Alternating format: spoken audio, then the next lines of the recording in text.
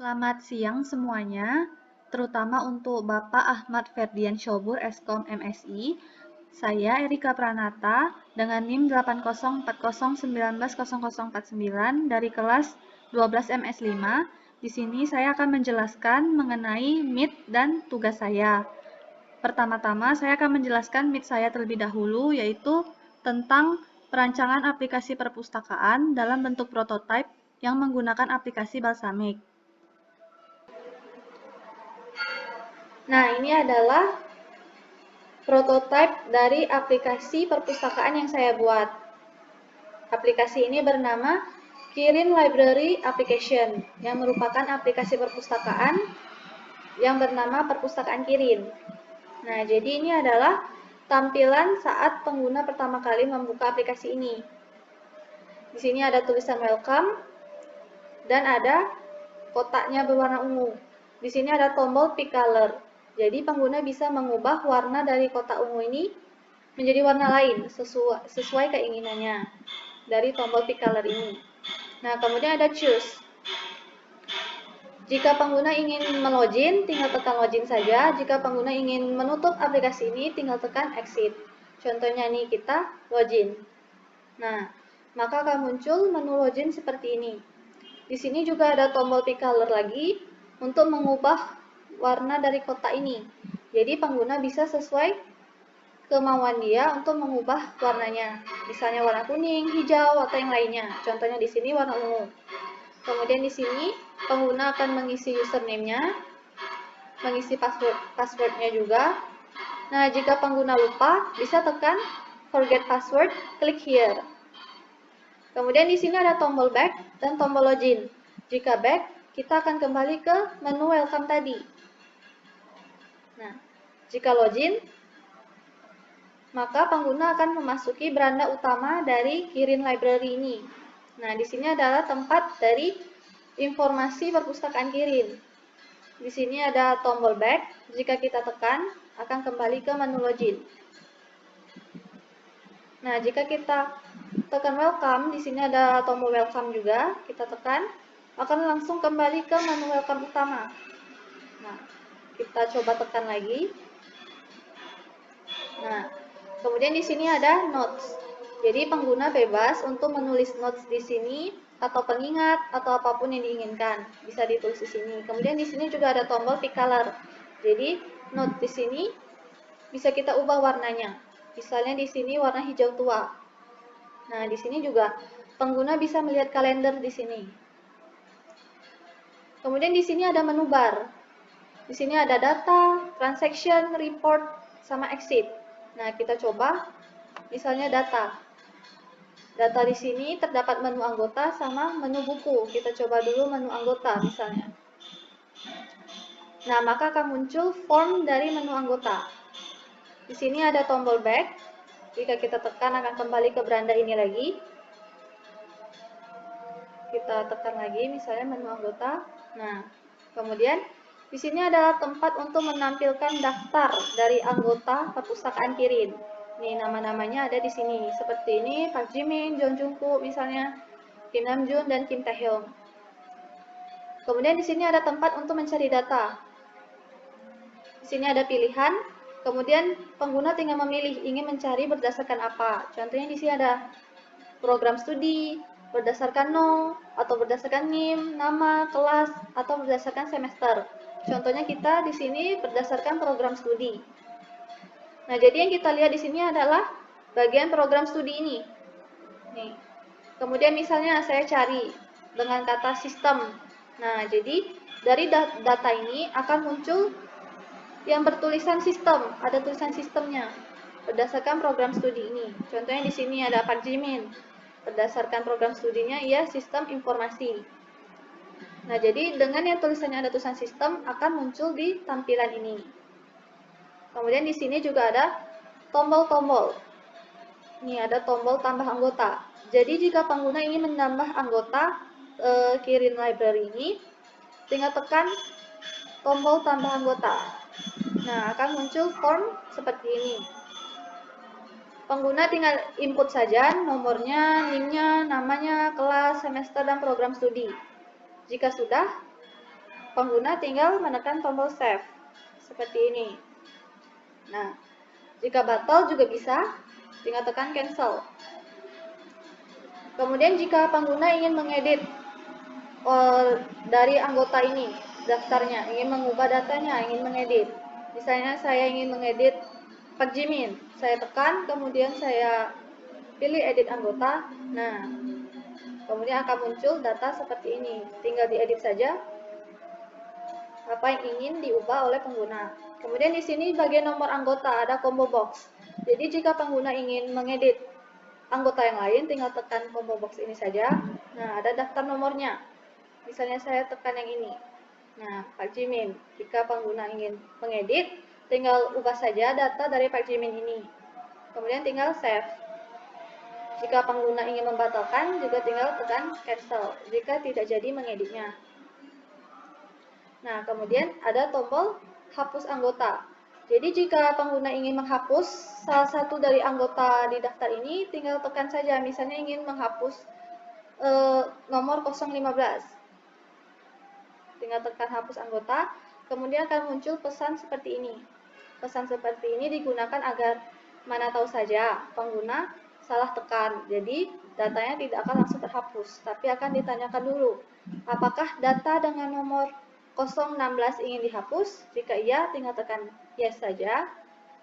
Jika tidak, juga bisa tinggal tekan no. Nah, di sini ada tombol undo juga. Jadi, undo ini berfungsi agar jika pengguna ingin mengembalikannya ke kondisi yang sebelumnya lagi, tinggal tekan undo saja. Jadi, maka data ini akan kembali ke yang sebelumnya. Kemudian, jika pengguna merasa data ini sudah fix, sudah ingin disimpan, tinggal tekan saja tombol save. Nah, akan muncul tulisan data tersimpan. Tekan OK. Nah, inilah dari menu anggota seperti ini. Kemudian kita kembali, kita coba lagi menu buku. Nah, menu buku tampilannya seperti ini, fontnya. Sini ada tombol back juga, jadi akan kembali ke beranda lagi. Kita tekan lagi. Nah, kemudian di sini ada tampilan untuk menampilkan daftar dari buku apa saja yang dimiliki Kirin Library. Nah, contohnya di sini ada buku Harry Potter and the Philosopher's Stone, ada Kakek Calling, dan buku yang lainnya. Kemudian di sini ada tempat untuk mencari data. Nah, ada tulisan pilihan. Kita ingin mencari data berdasarkan apa? Jadi di sini ada berdasarkan penerbit, berdasarkan nomor, atau berdasarkan kode buku, judul buku, atau jenisnya. Nih, dilihat dari header ini. Nah, misalnya di sini kita ingin mencari berdasarkan penerbit. Berdasarkan penerbit berarti kita lihat dari kolom penerbit ini. Nah, misalnya saya ketik Gramedia. Saya ingin mencari buku yang penerbitnya dari Gramedia. Maka semua buku yang dari Gramedia akan muncul ke tampilan di daftar ini. Nah, jadi misalnya ini ada Harry Potter and the Philosopher's Stone dari Gramedia. Ada Harry Potter and the Chamber of Secrets juga dari Gramedia. Pokoknya semua yang dari Gramedia akan muncul di tampilan daftar ini. Di sini juga ada kolom stok. Jadi kolom ini akan menunjukkan stok dari buku yang ada di perpustakaan Kirin ini. Di sini juga ada kode bukunya, ada judulnya, ada jenisnya. Jenisnya novel kah, atau buku pelajaran kah, atau yang lainnya. Kemudian di sini ada tombol juga. Nah, jika pengguna ingin menambah daftar buku yang ada di perpustakaan Kirin, tinggal tekan tombol tambah buku. Nah, jadi pengguna tinggal menginput saja nomor bukunya apa, kode bukunya apa, judul bukunya apa, dan yang lainnya. Jika sudah, tinggal tekan save. Atau jika ingin membatalkannya atau tidak jadi, tinggal tekan cancel. Kemudian di sini juga ada tombol edit. Jika pengguna ingin mengedit data dari daftar buku ini, tinggal pilih saja. Misalnya saya pilih The Kakek Calling ini. Kemudian saya edit. Nah, maka akan muncul langsung data The Kakek Calling ini. Tinggal ubah saja apa yang ingin diubah. Kemudian jika pengguna ingin mengubah atau mengedit buku yang lain juga, bisa tekan combo box dari menu no buku ini. Ini ada combo boxnya, tinggal tekan. Tinggal pilih saja nomor buku yang ingin diubah apa. Misalnya saya pilih ini. Nah, the Kahoot Calling ini, misalnya saya ingin mengubah datanya menjadi apa gitu. Kemudian tinggal tekan, jika ingin simpan, save. Jika tidak, tinggal tekan cancel. Nah, di sini juga ada tombol untuk menghapus. Nah, jika misalnya contoh saya ingin menghapus daftar yang ini, saya tekan hapus buku, kemudian ada pesan lagi, apakah data dengan nomor 017 ingin dihapus? Nah, jika iya tinggal tekan yes, jika tidak tinggal tekan no. Di sini juga ada tombol undo. Tombol undo ini berfungsi agar untuk mengembalikannya ke kondisi semula jika pengguna ingin mengembalikannya ke yang seperti awalnya tadi. Kemudian juga ada tombol save. Jika pengguna sudah merasa fix dengan menu buku ini, dengan daftar buku ini, tinggal tekan simpan. Nah, data sudah tersimpan. Kemudian tinggal tekan OK saja. Nah, ini adalah form dari menu buku. Kita kembali. Nah, setelah data tadi, ada transaction. Nah, ada menu peminjaman dengan menu pengembalian. Di sini kita coba misalnya menu peminjaman.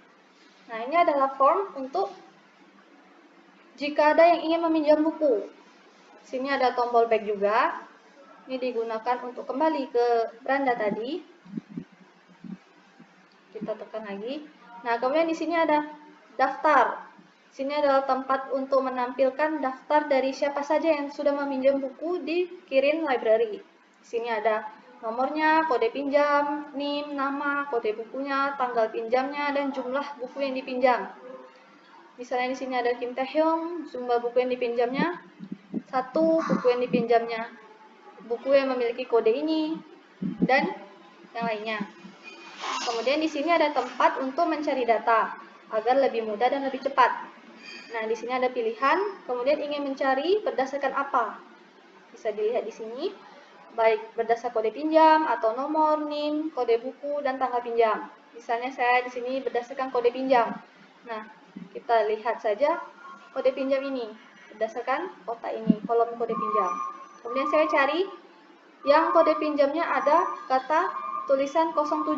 Jadi di daftar ini, maka dengan kode pinjam yang ada 07-nya akan muncul ke tampilan daftar ini. Ini seperti ini 07001, 07002, 07003, dan yang lainnya. Ini adalah tempat untuk menampilkan datanya. Kemudian di sini ada tombol-tombol juga. Sini ada tombol tambah jika ada orang yang ingin meminjam buku di perpustakaan Kirin, maka tinggal tekan tambah peminjaman. Nah, pengguna tinggal mengisi saja, menginput buku apa yang dipinjam, siapa yang meminjam, dan jumlah buku yang ia pinjam. Jika sudah, tinggal tekan save. Bisa juga jika ingin membatalkan, tekan cancel. Nah, kemudian di sini juga bisa mengedit. Jika pengguna ingin mengedit salah satu dari daftar peminjaman siapa orang yang meminjam buku ini, tinggal tekan mengedit peminjaman. Nah, ada nomor, kode pinjam, NIM, nama, kode buku, tanggal pinjam, dan jumlah. Jadi pengguna bisa mengeditnya di sini. Nah, kemudian di kode pinjam ini ada combo box.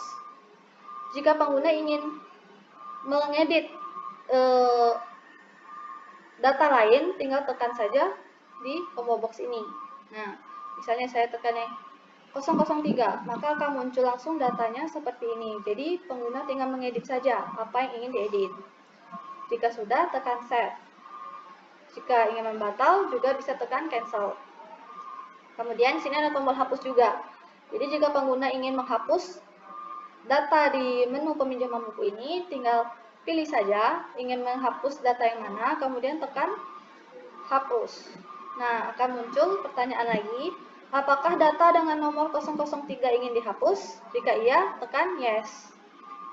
Jika tidak, bisa tekan no. Nah, di sini juga ada tombol undo jika pengguna ingin mengembalikannya seperti awal. Kemudian jika pengguna sudah merasa fix dengan data ini, bisa tekan tombol save. Data tersimpan. Oke. Nah, di sini ada satu tombol lagi, yaitu tombol report. Report ini adalah tombol laporan. Jadi, jika pengguna ingin membuat data ini dalam bentuk laporan akhir, tinggal tekan report. Nah, akan muncullah laporan peminjaman buku. Kemudian di sini ada laporan peminjaman buku periode. Jadi di sini kita bisa pilih periode mana yang akan kita lihat laporannya. Misalnya di sini tanggal 1 bulan 7 2020 sampai tanggal 5 bulan 7 2020. Nah, jadi akan muncul sesuai tanggal pinjam ini. Nah, ada tanggal 1, 2, 3, dan tanggal 4 sampai tanggal 5. Pokoknya berdasarkan periode yang ingin kita lihat. Daftarnya akan muncul di laporan peminjaman buku ini. Dan sini juga ada jumlah buku yang dipinjamnya. Dan kode buku apa yang ia pinjam. Kemudian sini ada tombol back. Jika kita tekan, maka akan kembali ke menu peminjaman buku tadi. Kita tekan lagi. Nah, kemudian di sini ada tombol print. Jika pengguna ingin membuat output dari laporan ini, tinggal tekan print saja. Nah, jika sudah ingin menutupnya, tinggal tekan exit. Maka akan langsung kembali ke beranda ini. Itu tadi adalah menu peminjaman. Kita coba menu pengembalian. Nah, di sini juga ada tombol kembali. Jika ditekan langsung kembali ke beranda ini juga.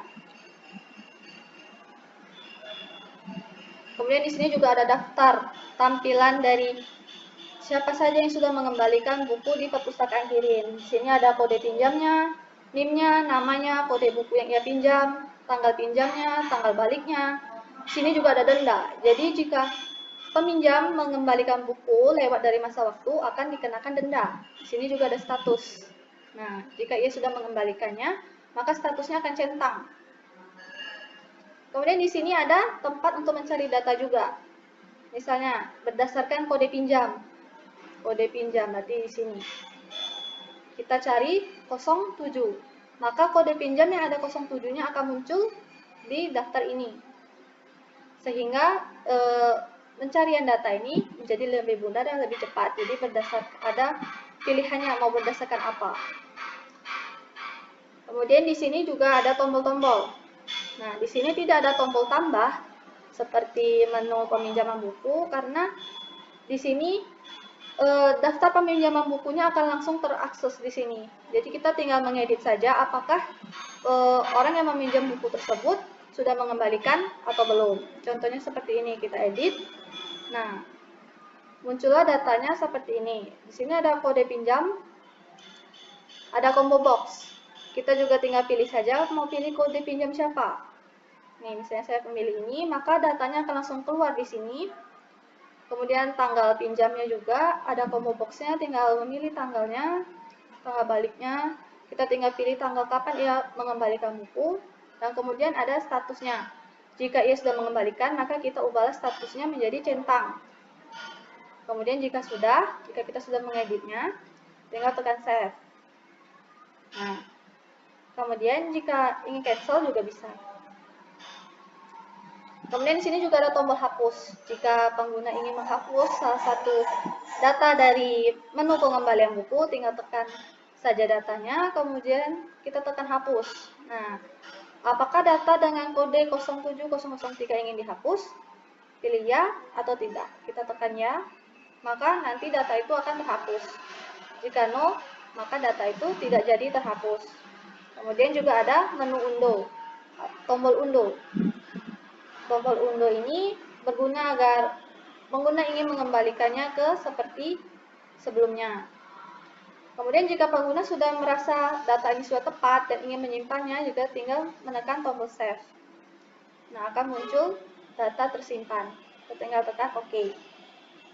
Nah, di menu pengembalian buku ini juga ada tombol report, sama seperti menu peminjaman. Jika kita tekan, maka akan muncul laporan pengembalian buku.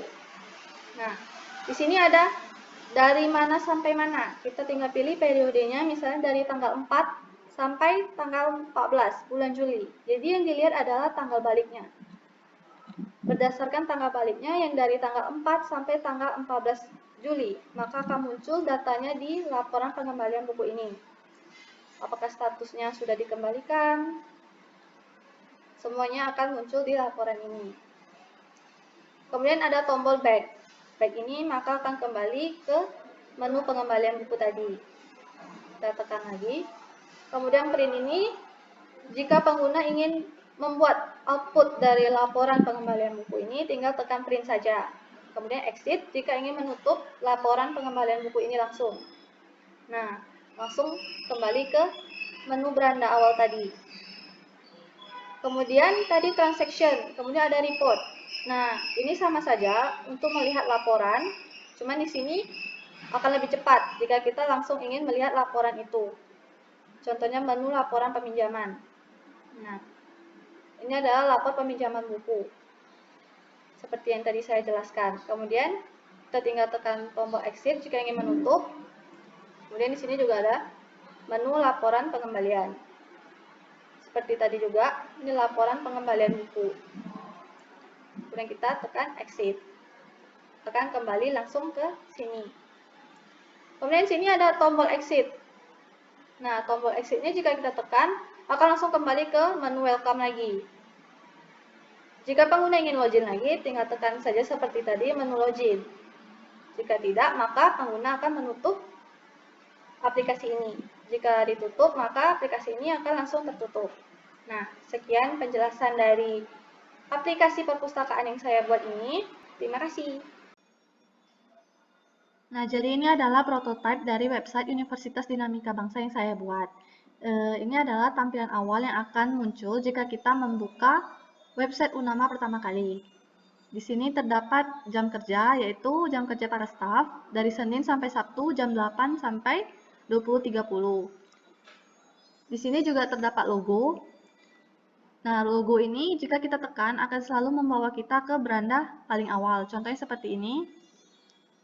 Nah, jika kita tekan logo ini lagi, dia akan membawa kita ke tampilan beranda awal lagi. Kemudian di sini terdapat tombol info pendaftaran. Jika kita tekan, dia akan membawa kita ke bagian informasi pendaftaran di Unama. Tapi ini nanti baru saya jelaskan, kita kembali ke beranda terlebih dahulu. Nah, di sini terdapat menu bar. Menu bar ini ada beranda tentang Unama, fakultas, pascasarjana, akademik, dan pendaftaran. Di sini juga terdapat info dari kontak Unama yang dapat dihubungi. Dan ini juga ada tombol search untuk mencari apa saja yang ada di website Unama. Kemudian ini juga ada tombol untuk menghubungi Unama. Nah, di sini terdapat gambar dan terdapat quotes dari Universitas Dinamika Bangsa. Di sini terdapat tombol juga informasi dan pendaftaran. Nah, tombol ini sama saja dengan tombol info pendaftaran ini. Kita coba klik. Nah, dia akan membawa kita ke bagian informasi pendaftaran lagi. Kita kembali lagi. Nah, beranda awal ini bisa kita scroll turun ke bawah. Contohnya seperti ini. Nah, setelah bisa scroll ke bawah, kita bisa scroll naik juga. Nah, kita coba turun lagi. Nah, setelah kita scroll, di website ini terdapat kotak-kotak gambar yang jika kita tekan, website ini akan membawa kita ke artikel dengan gambar yang kita tekan tersebut. Seperti contohnya ini, diskusi terbuka kebebasan berpendapat di kalangan mahasiswa. Jika kita tekan, dia akan membawa kita ke artikel diskusi terbuka kebebasan berpendapat di kalangan mahasiswa ini. Kemudian juga terdapat tombol info kampus. Jika kita tekan, dia akan memberikan kita informasi-informasi seperti ini lagi yang telah diupload sebelum-sebelumnya. Setelah itu kita scroll lagi. Nah, di sini juga terdapat informasi akademik untuk di Unama. Di sini juga gambarnya bisa kita tekan dan akan membawa kita ke artikel di dalam gambar ini. Seperti ini contohnya tentang revisi pengumuman. Jika kita tekan, akan memberikan kita informasi mengenai revisi pengumuman. Di sini juga ada tombol info akademik. Jika kita klik, akan membawa kita ke informasi yang lebih banyak lagi mengenai informasi akademik yang telah di-upload sebelum-sebelumnya. Kita turun lagi. Nah, di sini ada gambaran secara garis besar mengenai fakultas di Unama. Jika kita tekan, lihat selengkapnya ini, dia akan membawa kita ke beranda utama dan kita akan disuruh untuk menekan tombol fakultas ini, menu bar ini. Tapi ini nanti baru saya jelaskan. Kita turun dulu ke berandanya. Nah, setelah tadi ini ada fakultas, kita turun lagi. Nah, di sini terdapat informasi mengenai fasilitas lengkap di UNAMA. Di sini hanya digambarkan secara garis besarnya saja. Kemudian kita turun lagi. Nah, ini juga terdapat rincian mengenai fasilitas di UNAMA, yaitu ada labor komputer, ruang perpustakaan, dan ruang kelas. Kemudian kita scroll. Nah, di bagian beranda ini terdapat informasi mengenai partner UNAMA. Dan ini juga bisa kita geser. Kemudian yang terakhir, paling bawah terdapat informasi kontak kampus UNAMA. Jadi UNAMA ini terdapat di kampus Teho dan juga ada di kampus Kota Baru. Kemudian di sini terdapat informasi mengenai media sosial UNAMA. Nah, ini sudah scroll yang paling bawah. Kita langsung tekan saja beranda ini agar langsung ke beranda paling awal tadi. Nah, ini adalah jalan pintas untuk ke beranda awal. Kemudian setelah kita membahas beranda, kita pergi ke tentang UNAMA. Jika kita tekan, tentang UNAMA ini memiliki beberapa informasi. Nah, kita coba saja sejarah. Nah, jika kita tekan tombol sejarah, kita akan dibawa ke informasi bagian sejarah dari UNAMA ini. Jadi ini adalah tampilan mengenai informasi sejarah di Universitas Dinamika Bangsa. Setelah ada sejarah, ada visi misi. Jika kita tekan, nah kita juga akan diberikan tampilan dari informasi visi misi Universitas Dinamika Bangsa ini. Setelah itu, ada fasilitas dan layanan. Nah, ini adalah fasilitas dan layanan dari Universitas Dinamika Bangsa. Ada ruang kelas, ada laboratorium pemrograman, dan ini bisa kita scroll juga ke bawah. Nah, jadi fasilitas dan layanan ini bisa kita scroll ke bawah, dan terdapatlah informasi mengenai fasilitas yang lain. Bisa kita scroll lagi. Nah, di UNAMA juga terdapat perpustakaan dan sarana olahraga. Nah, setelah ada fasilitas dan layanan, ada tupoksi. Jika kita tekan, kita akan dibawa ke tampilan mengenai informasi tupoksi. Tupoksi ini adalah tugas pokok Universitas Dinamika Bangsa. Nah, jadi ini adalah tampilannya. Setelah kita tadi membahas tentang UNAMA, ada fakultas. Nah, fakultas ini terbagi dua, yaitu ada Fakultas Ilmu Komputer dan Fakultas Ilmu Manajemen dan Bisnis. Kita coba yang Fakultas Ilmu Komputer terlebih dahulu. Nah, di sini ada S1 Prodi Sistem Informasi, S1 Prodi Teknik Informatika, ada S1 Prodi Sistem Komputer, D3 Prodi Manajemen Informatika, dan D3 juga Prodi Komputerisasi Akuntansi. Kita coba yang pertama dulu. Nah, jika kita tekan bagian Prodi Sistem Informasi, kita akan dibawa ke tampilan mengenai informasi program studi informasi di UNAMA. Di sini juga terdapat link. Kita bisa mendownload PDF dari kurikulum program studi sistem informasi di sini. Dan ini adalah tampilan mengenai informasinya. Setelah ada sistem informasi, ada juga teknik informatika. Nah, kita buka. Di sini juga akan menampilkan kita mengenai informasi program studi teknik informatika. Di sini kita juga bisa mendownload PDF-nya mengenai kurikulum program studi teknik informatika ini. Kemudian, yang ketiga, ada sistem komputer. Nah, jika kita buka, kita akan diberikan tampilan mengenai program studi sistem komputer. Ini ada informasinya, dan juga ada link untuk mendownload PDF dari kurikulum program studi sistem komputer. Setelah sistem komputer, ada D3 Prodi Manajemen Informatika. Nah, jika kita buka, website akan memberikan kita informasi mengenai Prodi Manajemen Informatika ini. Kemudian yang terakhir ada D3 Prodi Komputerisasi Akuntansi. Nah, jika kita tekan juga, website akan memberikan kita informasi mengenai Prodi Komputerisasi Akuntansi di UNAMA ini.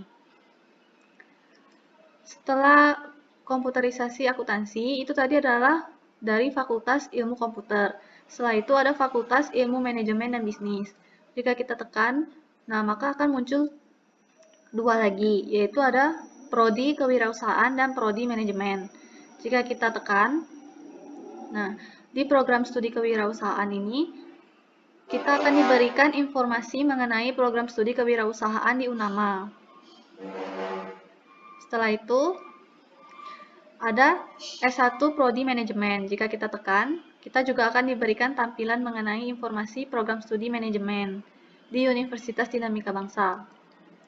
Nah, itu tadi adalah mengenai fakultas di UNAMA. Kemudian kita ke Pasca Sarjana.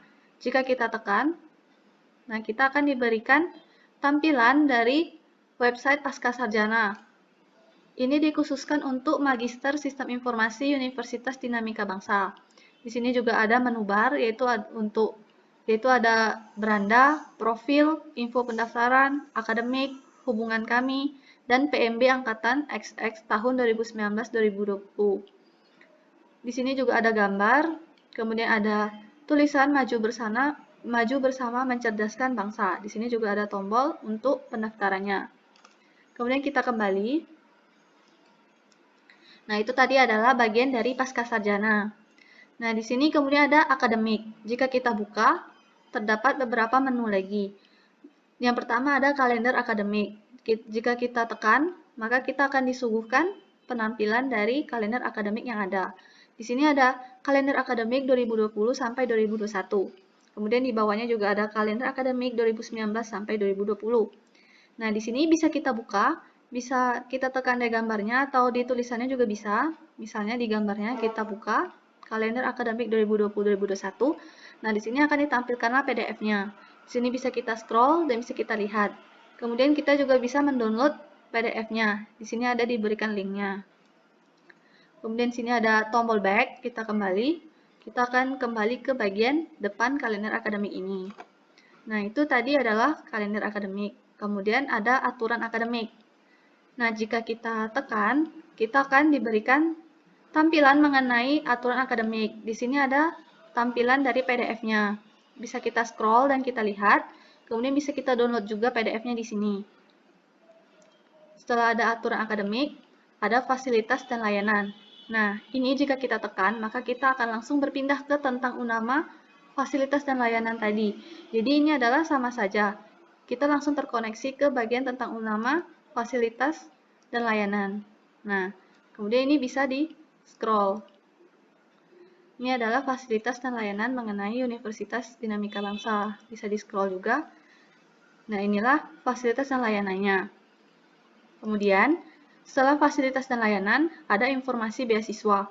Jika kita tekan, nah, di sini akan ditampilkan informasi beasiswa dari UNAMA. Karena di website UNAMA-nya kebetulan belum ada informasi mengenai beasiswa, jadi di sini masih kosong. Setelah ada beasiswa, ada ekstrakurikuler.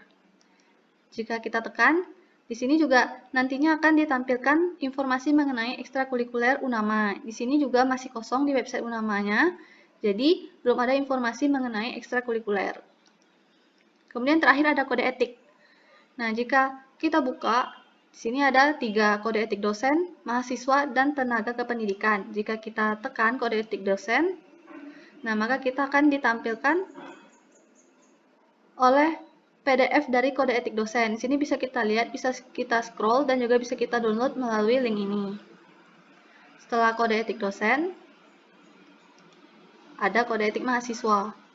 Nah, di sini juga kita bisa lihat PDF-nya mengenai kode etik mahasiswa. Bisa kita lihat langsung atau bisa juga kita download. Kemudian yang terakhir, ada kode etik tenaga kependidikan. Di sini juga ditampilkan PDF dari kode etik tenaga kependidikannya. Bisa kita download juga di sini. Nah, itu tadi adalah bagian dari akademik. Kemudian kita ke pendaftaran. Nah, jika kita buka, kita akan diberikan tampilan mengenai pendaftaran di UNAMA. Kita kembali dulu. Nah, tombol ini sama saja dengan tombol ini dan tombol ini. Misalnya kita tekan. Nah, kita juga akan diberikan informasi di bagian pendaftaran UNAMA. Di sini ada menu bar, ada beranda, ada pendaftaran, registrasi ulang, data pendaftar, pengumuman hasil ujian, dan program studi. Di sini jika kita tekan bagian pendaftaran, ada terdapat berbagai macam lagi di dalamnya. Ini adalah tombol-tombol yang harus dilakukan jika ada mahasiswa yang ingin melakukan pendaftaran di sini. Jadi terdapat lakukan pendaftaran, upload foto formulir, cetak formulir, konfirmasi pembayaran, cek status pembayaran, upload berkas persyaratan, dan cek status persyaratan. Ini adalah bagian dari menu bar pendaftaran. Kemudian ada menu bar registrasi ulang. Nah, jika kita tekan, kita akan diberikan penampilan seperti ini. Kita bisa mencari, kita bisa meregistrasi ulang dengan cara menulis nomor pendaftarannya di sini, kemudian tanggal lahir, kemudian kita tekan loginnya. Nah, ini adalah bagian dari registrasi ulang. Kemudian ada data pendaftar. Nah, di sini terdapat tempat untuk mencari. Kita ada filter by, jadi kita agar lebih cepat mencarinya, kita filter pencarian kita pilih jalur apa yang ingin dipilih, misalnya jalur ranking, kemudian kita filter. Nah, jadi datanya nanti akan muncul di sini. Setelah itu ada pengumuman hasil ujian. Nah, di sini juga sama, ada pencarian dan ada filter by-nya, sehingga pencarian kita difilter dan lebih cepat. Nah, kita pilih jalurnya apa, kemudian kita filter, dan datanya, data hasil tes yang lulus akan muncul di dalam sini. Kemudian terakhir ada program studi. Nah, program studi ini jika kita tekan, ini sama saja pada bagian fakultas tadi. Ada fakultas ilmu komputer dan fakultas ilmu manajemen bisnis. Kemudian di sini ada prodinya. Misalnya kita tekan sistem informasi. Nah, kita akan dilarikan ke tampilan bagian program studi sistem informasi lagi. Di bagian fakultas ini, sama saja dia terkoneksi. Kita tekan misalnya prodi teknik informatika. Nah, akan ditampilkan juga program studi teknik informatika ini. Itu tadi adalah bagian dari pendaftaran program studi. Kemudian di sini juga ada tombol search-nya. Jadi kita bisa mencari apapun pada bagian pendaftaran di Unama ini. Di sini juga ada tombol daftar sekarang. Nah, jika ada mahasiswa yang ingin mendaftar sekarang, tinggal tekan saja tombol ini. Maka kita akan disuguhkan tampilan untuk mendaftar di Unama. Kemudian kita kembali. Nah, ini tadi adalah semua dari tombol-tombol dan penjelasan mengenai website Unama. Mohon maaf ada kesalahan kata. Sekian dari saya. Terima kasih. Di sini saya akan menjelaskan tugas pertemuan 9, di mana terdapat pertanyaan. Yang pertama yaitu, simpulkan menurut saya apa itu native app, mobile web app, dan hybrid app. Nah, jadi ini adalah jawaban saya. Menurut saya, native app merupakan aplikasi yang dikembangkan hanya untuk perangkat tertentu saja, seperti aplikasi Android yang menggunakan Java dan aplikasi iOS yang menggunakan Objective-C atau pemrograman Swift. Native app memiliki kualitas user experience yang dapat diandalkan dan dapat mengakses semua fitur perangkat seperti kamera, kontak, mikrofon. Namun, native app hanya untuk satu platform saja dan dibutuhkan dana yang lebih untuk terus mengembangkan aplikasi. Sedangkan mobile web app adalah sebuah website yang tingkat interaksinya mirip dengan mobile dan ditulis menggunakan HTML5 atau JavaScript. Mobile web app dapat dijalankan menggunakan browser seperti Chrome dan Safari. Aplikasi ini membutuhkan dana yang lebih minim tapi memiliki kekurangan, yaitu aplikasi yang berjalan kurang cepat dan tidak dapat diakses melalui Play Store maupun App Store. Selain itu, tidak ada icon aplikasi sehingga tidak dapat mengingat pengguna untuk menggunakan aplikasi. Kemudian ada hybrid app adalah aplikasi gabungan dari web dan native. Hybrid dikembangkan dengan teknik web tetapi dikompilasi menjadi app native dan nantinya bisa berjalan di berbagai platform. Hybrid dibuat menggunakan bahasa pemrograman web dengan bantuan SDK native dari platform Android, iOS, dan yang lainnya. Kemudian ada pertanyaan nomor 2, yaitu aplikasi paling recommended apa? Menurut saya, aplikasi yang paling recommended itu adalah YouTube, karena YouTube merupakan tempat video yang cukup lengkap sehingga kita bisa melihat video apa saja yang kita inginkan. Kemudian YouTube memiliki tampilan yang mudah dimengerti dan mudah digunakan, sehingga tidak membuat pengguna kebingungan saat menggunakannya. Nah, itu adalah jawaban dari tugas pertemuan 9 yang saya buat. Sekian dari saya. Terima kasih. Ini adalah aplikasi desktop dokter yang saya buat. Dan ini merupakan tampilan pertama yang akan muncul saat pengguna membuka aplikasi ini. Nah, di sini ada welcome, kemudian ada masuk sesuai kebutuhan. Di sini ada admin, ada customer. Jadi kita di sini akan mencoba berlaku sebagai admin. Kemudian di sini juga ada tombol exit. Ini digunakan untuk menutup program tersebut. Kita coba dulu admin. Nah, kemudian akan muncul form login seperti ini. Jadi pengguna akan mengisi username-nya dan password di sini. Jika lupa password, pengguna bisa klik link ini. Nah, di sini ada tombol login now dan exit. Exit jika kita klik akan kembali ke menu welcome tadi. Nah, jika pengguna ingin login, tinggal tekan saja login now. Nah, ini adalah tampilan beranda dari aplikasi dokter ini. Di sini ada menu bar, kemudian di sini juga ada tanggal dan ada waktu. Misalnya di sini di menu bar file. Di sini ada tempat informasi dokter. Nah, jika diklik akan muncul form data-data dokter seperti ini. Ini ada tombol kembali. Jika kita klik, akan kembali ke beranda tadi. Kita tekan lagi. Kemudian di sini juga ada tombol undo. Fungsinya agar pengguna jika ingin mengembalikan ke kondisi yang sebelumnya, maka tinggal menekan undo saja. Di sini juga ada tempat untuk melihat data-data dokter. Ini adalah tampilannya. Jadi, data-data dokter tersebut akan ditampilkan di daerah ini. Kemudian di sini ada tempat untuk mencari data. Sehingga saat kita mencari data akan lebih cepat dan lebih mudah. Ini ada pilihannya. Kita tinggal pilih ingin mencari berdasarkan apa. Contohnya di sini jantung. Dan kita cari tulisannya A. Jadi yang muncul di data ini adalah semua yang kata-katanya ada jantung dan ada huruf A-nya. Tampilannya akan dimunculkan di daerah sini. Kemudian ini juga ada tombol-tombol. Nah, di sini ada tombol input. Tombol ini digunakan untuk menambah data-data dokter. Jadi tinggal tekan saja. Nah, akan muncul form seperti ini. Ini adalah form data. Jadi nanti pengguna tinggal mengisi saja, tinggal menginput data dari dokter ini. Kemudian bisa disimpan. Sini juga ada tombol lagi. Jadi jika pengguna ingin mengedit data dokter, tinggal pilih saja data yang ingin diedit dan kemudian pilih edit. Nah, ini ada form yang berisi tentang informasi dokter. Jadi pengguna tinggal mengedit saja apa yang ingin dieditnya. Misalnya jadwal prakteknya ingin diedit. Nah, kemudian jika sudah bisa diupdate atau bisa juga dikembali. Nah, kemudian ini ada tombol hapus. Jika pengguna ingin menghapus salah satu data dari data-data dokter ini, tinggal pilih saja data yang ingin dihapus, kemudian tekan tombol ini.